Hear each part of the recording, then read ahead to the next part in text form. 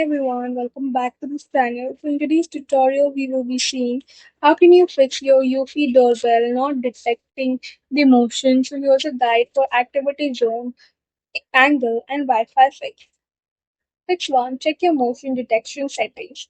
Open the Eufy security app, select your doorbell, and tap on settings. Go to motion detection. Make sure motion detection is turned on. Increase the sensitivity if it's set to low.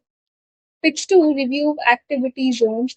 Open settings, go to motion detection and select activity zone. Expand or adjust the detection area, save the changes and test the doorbell.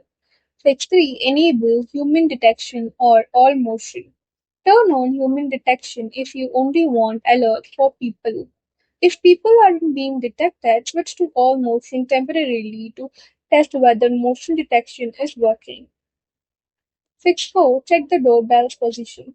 Mount the doorbell about 48 inches, that's 1.2 meters, above the ground.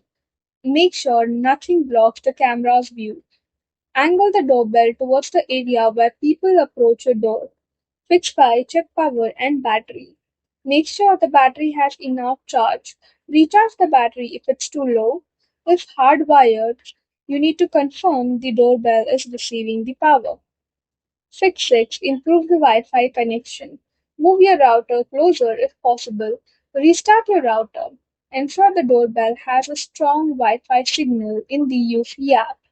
Fix 7. Update the firmware. Open the Eufy security app, go to your doorbell settings, and check for a firmware update. Install any available updates. Fix 8. Restart the doorbell.